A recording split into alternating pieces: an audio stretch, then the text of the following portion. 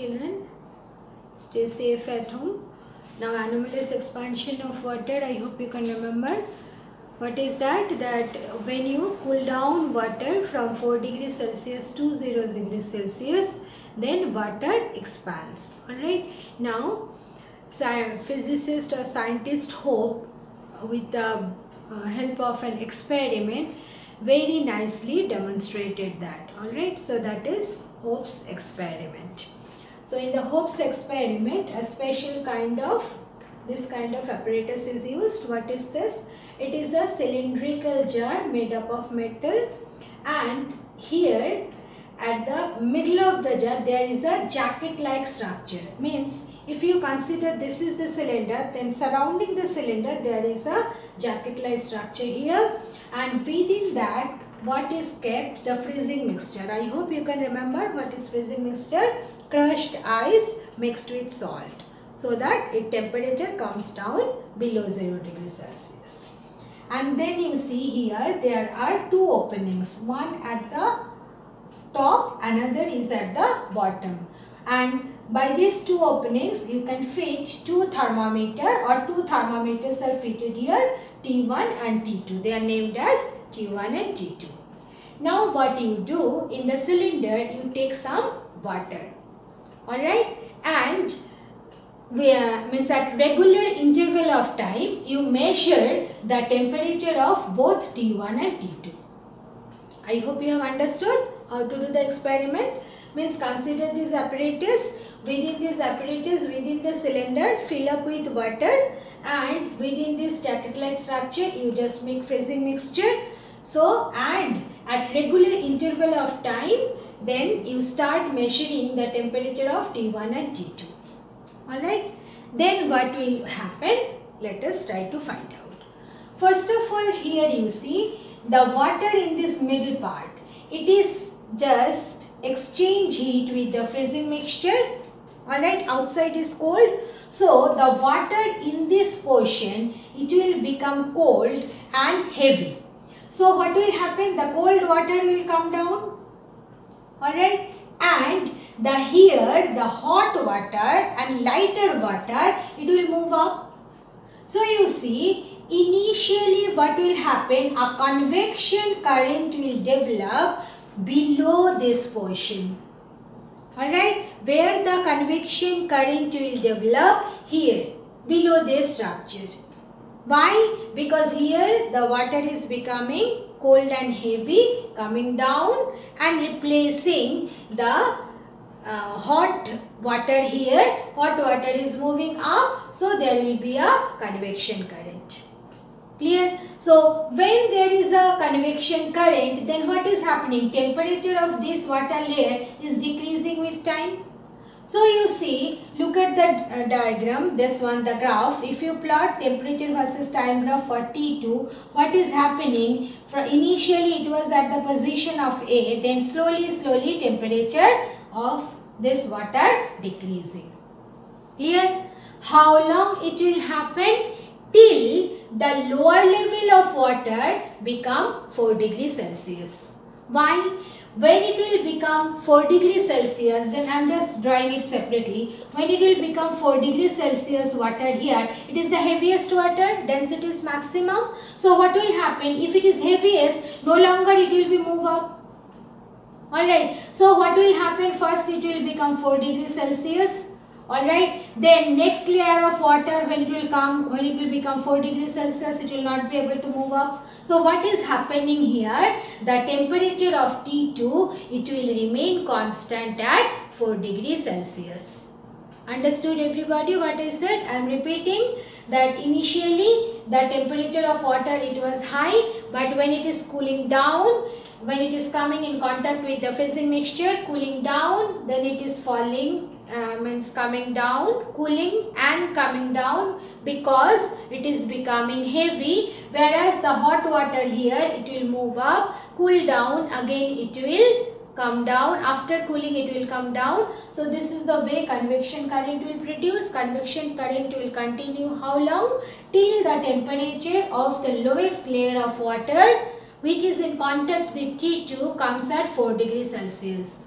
when it will become 4 degrees Celsius, then it will be the heaviest water and it will not be able to move up. Okay, so you see, if you just plot the graph 42, you are observing that from A to B means the temperature is decreasing till 4 degrees Celsius, but when it is coming at 4 degrees Celsius, then it will become constant. So the graph is like this. Now, what will happen to T1? You see here, for T1, here this portion is hot water and this one means here when the convection current will, means from A to B, when the convection current is taking place in this one, then you see for T1 the temperature is almost same. Temperature is decreasing due to just the coldness here, but temperature is almost remaining constant. Clear? But when from B to C, means A to B, the temperature of T1 will remain almost constant. By the time due to convection current, the reading of T2 is decreasing, the reading of T1 is decreasing by very small amount. But when T2 will become 4 degrees Celsius, then you see what is happening. Slowly, this 4 degrees Celsius, this 4 degrees Celsius, it is becoming 4 degree and moving up.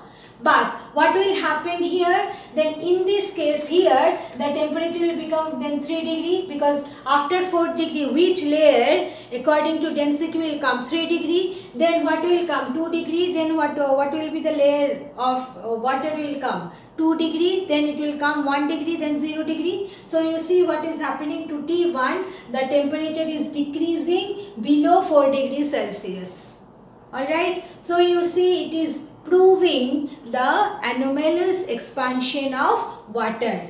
Why water is here? Water is means when water is at 4 degrees Celsius, it is becoming heaviest because due to that one, that at 4 degrees Celsius density is maximum.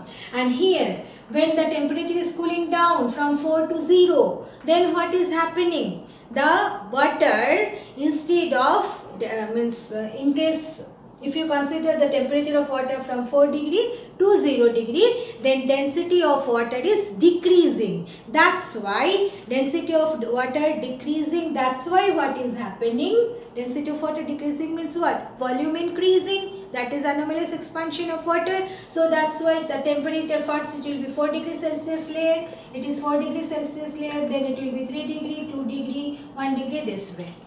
Okay, so this experiment proves the anomalous expansion of water. Now the practical application of anomalous expansion of water in our lives. Now you know that in cold countries what happens? Temperature generally it comes down below 0 degrees Celsius. So the water present in the pond, it solidifies, it converted into ice. Then the question arises, then how the aquatic animals they survive. Alright, so let us consider what happens to the water present in the pond in a cold countries. Explanation you just listen. If you can write, very good. Otherwise, just concentrate on the diagram I am doing. So first of all, if you consider the water here, what will happen? The upper level of water, it will come in the direct contact with the cold air and it will become cold, become heavy, so it will come down, alright, and it will replace the hot and lighter water from the bottom. So hot and lighter water from the bottom will move up and the cold water from the top it is coming down. Means what? Again a convection current will produce, alright. So this convection current, due to the convection current what is happening? Temperature of the bottom layer is decreasing. So how long it will continue? It will continue till the temperature of the bottom layer it becomes 4 degrees Celsius. So you see 4 degrees Celsius means it is having the maximum density, so it will not be able to move up. It will stay permanently here. Now the convection current it will continue here. So just understand it, if it is 4 degrees Celsius, then next layer of water, when it will become 3 degrees Celsius, then it is lighter than this. Alright, so what will happen? It will not be able to come down, so it will just stay above the 4 degrees Celsius. So this is the way what will happen to the different layer of temperature water, different layer of water. It will become just 4 degree, then 3 degree, then 2 degree, then 1 degree, then 0 degree Celsius. Now this 0 degree Celsius water, when again it is just releasing heat to the surroundings, becoming cold, and then it will be converted into ice. So when ice is formed here, then two things are happening. The temperature of ice is 0 degree Celsius. Alright. Now this ice layer, it will thicken up very slowly. Why? The moment ice layer will be produced, you know, ice is bad conductor of heat. So what will happen below the ice layer, the water, it will not be able to release it to the surroundings faster. So what will happen, that the layer of ice, it will take long time to make a thick, means ice will take long time to make the layer thick. Clear? So what is happening in the pond of cold countries, that above at the top there is a layer of ice, but below the layer of ice there will be water, and the temperature of different layers of water will be just like this. The bottom one 4 degree, then 3 degree, 2 degree, 1 degree and 0 degree. Alright, so as water is here, so the aquatic animals, means fish and other animals, they can easily survive. Clear? So this is the practical application of anomalous expansion of water. Now the question is how you will get question on this topic. Generally the question come on this topic this way, very easy and simple question, that you show the temperature of different layers of water. Then you write down 4 degree, 3 degree, 2 degree, 1 degree. Here you do the mistake. After 1 degree, then you directly go to ice. Means after 1 degree, there should be a layer of 0 degree Celsius water. Then there will be a layer of ice 0 degree. Okay. So this 0 degree Celsius water layer you just skip while writing the answer. Most of the girls. I don't know why. Because if the water is not 0 degree is there, then how the ice will form? First 0 degree Celsius water will come. Then 0 degree Celsius water will freeze into ice.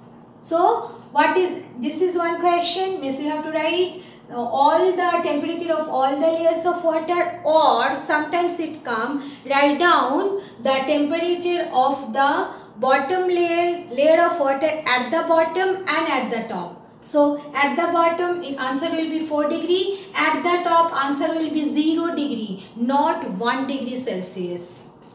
Okay. So this is the practical application of anomalous expansion of water. Now next topic is energy flow in an ecosystem. That one I am just discussing verbally, that is not that much important because bio already from lower classes only you are studying that, and in physics that is not much important. That's why you don't have to put much stress on this topic, just try to understand it and read it directly from the book. So what is an ecosystem? Ecosystem, it is a component where it is a unit which is having biotic component. Biotic component means what? That is the producer, then consumers, 3 level of consumers are there, primary consumers, secondary consumer, tertiary consumers, and abiotic components. Abiotic components are what? Light, heat, rain, humidity, all these things, these are abiotic components. So the unit which are having this component, biotic component and abiotic component, is known as the ecosystem. Now ecosystem, what is the main source of energy? Sun is the main source of energy. Then you know plant, they can produce food directly by consuming energy from the sunlight by the process of photosynthesis. Alright. So they are known as the producers. Then producers means the first level consumers, they they eat the producers, and then secondary consumers, they are living on based on the producer as well as the first level consumers, then the last one is the tertiary consumer. So, and you know, if you consider the energy and number of that what I can say, producer, consumer and all, you will see always the base is broader, means the energy, maximum energy will get on producer, and then as you are going to the higher level, then what happens, energy is decreasing, as well as food. So this energy chain, food chain, and at particular levels, what are the energy consumed, food consumes, that is given in the book that you just read. You don't have to prepare for the exam, board exam. The next one is important. This energy chain, the food chain, it is based on the two laws of thermodynamics. So these two laws of thermodynamics you have to understand and learn. What is the first law of thermodynamics? First law of thermodynamics states that energy can be transformed from one form to other. Energy cannot be created, or energy can't be created or can't be destroyed also. Neither be created nor be destroyed. You cannot create energy, again you cannot destroy energy. What you can do, you can just change the energy from one form to other. What are the different forms of energy? Everybody knows light is there, sound is there, so many things, electricity is there, magnetism is there. These are all the different forms of energy. So you can just transfer energy from one form to other, but you cannot create energy or you cannot destroy energy. So that is the first law of thermodynamics. Then second law of thermodynamics states that when energy is put to work, means suppose you are doing certain, you want to do certain amount of work, then you need some energy. So what you are doing? You are putting the energy to do the work. Then always you will see that certain amount of work is energy is wasted to do work against friction. Means just you consider the very simple example.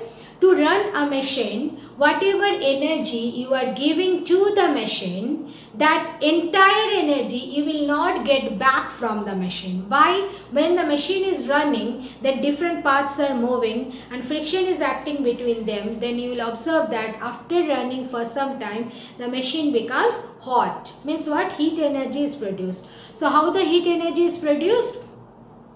The work done against friction, it is converted into heat energy. Not only that, this due to radiation of energy also, certain amount of input energy is lost. So what happens? Always whenever energy is put to work, then it is converted into unuseful form of heat due to friction and radiation. That is the statement of the second law of thermodynamics. So the statement of the first law of thermodynamics, that energy can be transformed from one form to another, but it can neither be created nor be destroyed. You must learn. The next one is second law of thermodynamics statement. Second law is the important one out of these two. That when energy is put to work, a part of it is always converted in unuseful form as heat, mainly due to friction and radiation.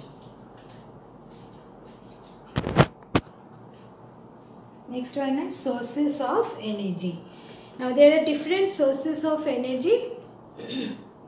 Now which kind of energy we prefer to use? Means there are certain characteristics of the sources of energy that when satisfied, then only we prefer to use that kind of sources of energy.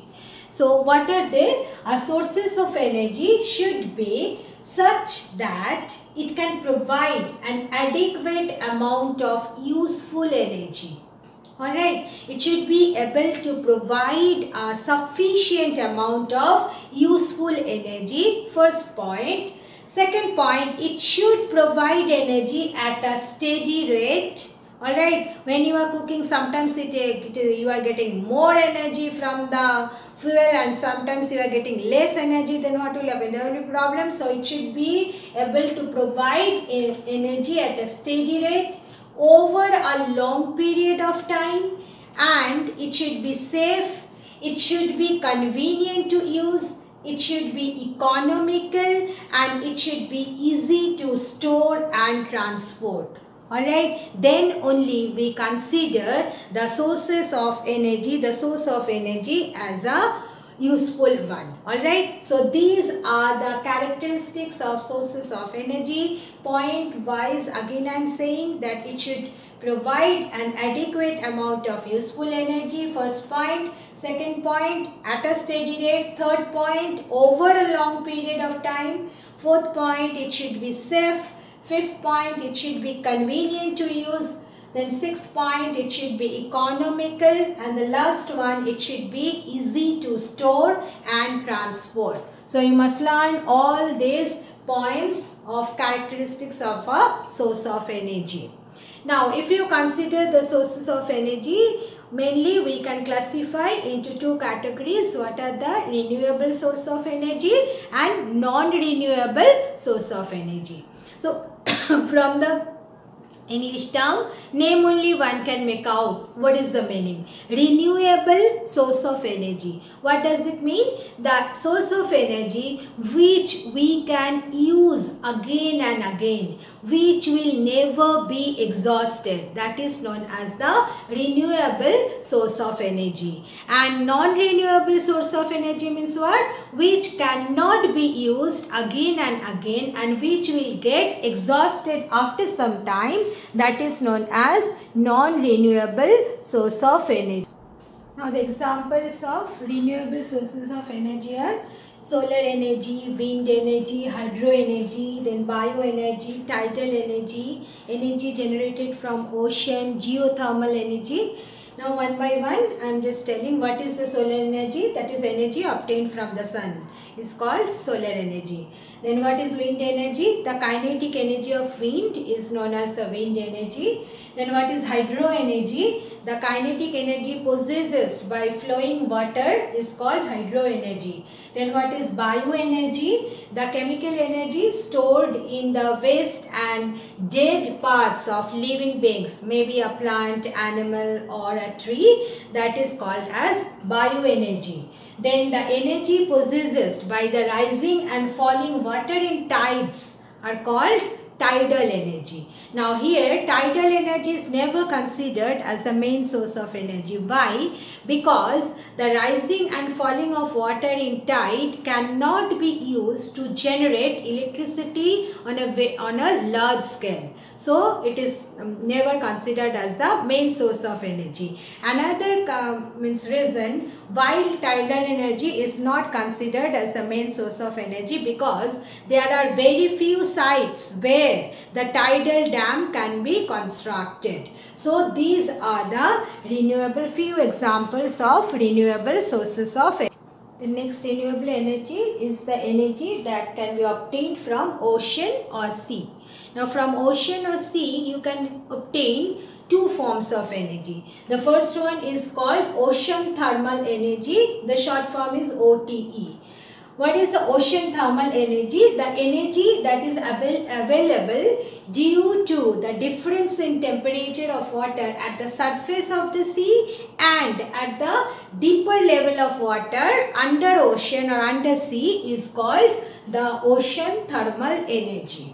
Alright, means if you consider the temperature of the top layer and if you consider the temperature of any deeper layer, they are not same. There is always a temperature gradient. Alright, so due to that the energy you are getting, that is known as ocean thermal energy. Then another form of energy that we can obtain from ocean, that is known as oceanic wave energy. What is that? The kinetic energy possessed by the fast moving oceanic waves is called the oceanic wave energy. Then next form of renewable source of energy is geothermal energy. What is the geothermal energy? Inside earth there are certain rocks which are very hot. Now the energy that can be possessed by that hot rocks inside earth is called as geothermal energy. Then last one is nuclear energy. What is nuclear energy? The energy that can be obtained from the nucleus by different nuclear reactions is called the nuclear energy. So these are all examples of renewable source of energy. Then what are the non-renewable sources of energy? Non-renewable sources of energy, all of you know, coal, petroleum, natural gas. These are all non-renewable sources of energy.